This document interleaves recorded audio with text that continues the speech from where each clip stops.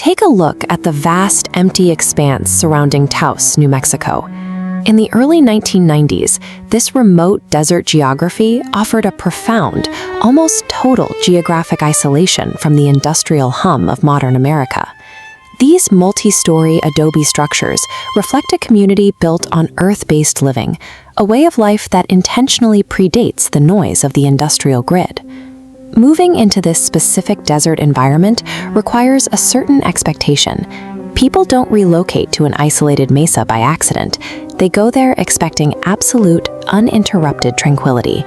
Silence is the core foundation of Taos.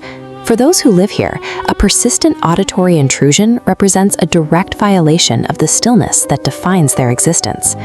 So when residents suddenly began reporting a continuous low-frequency sound rolling through the town, it caused immediate alarm.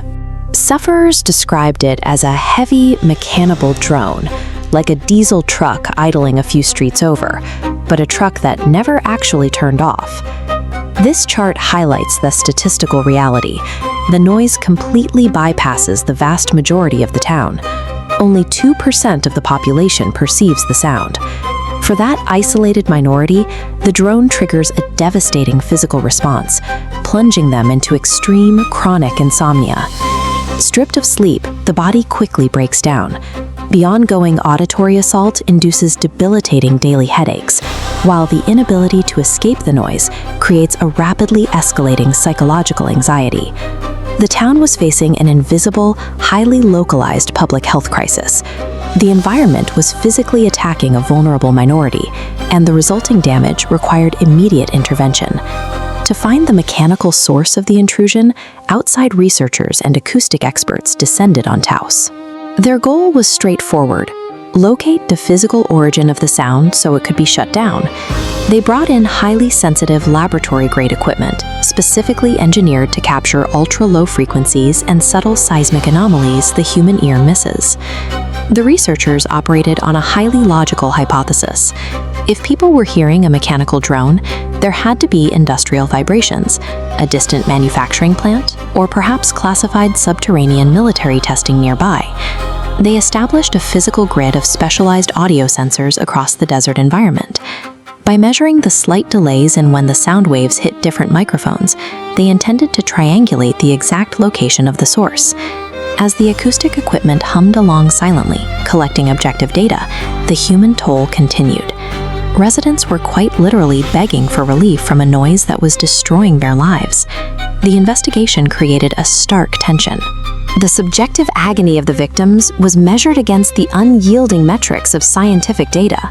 When the researchers analyzed the initial data from their acoustic dragnet, the results were entirely baffling. The microphones captured 0 abnormal frequency readings. Assuming there was a hardware limitation or an error in calibrating the lowest frequency bands, the experts tweaked their gear and ran the tests again and again. This spectrogram reveals the inescapable conclusion. Across every frequency, the environment registered as completely normal. No external signal was present. This creates a terrifying paradox. A resident experiences a deafening, chaotic roar in their head, while the machine right beside them records total silence. With the hard data in hand, researchers officially eliminated all industrial machinery, environmental shifts, and geological movements as the cause. With the local environment registering as physically silent, investigators were left with the possibility that the hum originates somewhere beyond the reach of standard sensors. Today, the hearers in Taos are left exactly where they started. They are forced to indefinitely self-manage a chronic condition that lacks a physical culprit. Suffering from a severe illness is difficult on its own. Enduring that suffering while objective science officially denies the source of your pain exists adds a layer of profound psychological damage. The landscape of Taos remains as imposing and silent as ever, continuing to harbor an invisible phenomenon that yields absolutely zero answers. The failure of the acoustic equipment didn't make the hum disappear. It simply meant the victims were trapped in complete, unverified isolation. This mystery points to a humbling scientific reality. The human sensory network, our ears, our auditory cortex, our internal processing, operates with a biological complexity that wildly outpaces our best recording devices. For a phenomenon like the Taos Hum, applying mechanical measurement is simply using the wrong diagnostic tool. You cannot use a microphone to capture an experience generated somewhere inside the subjective human nervous system. We instinctively trust physical data. We assume that if a machine can't record a sound, the sound must not be real.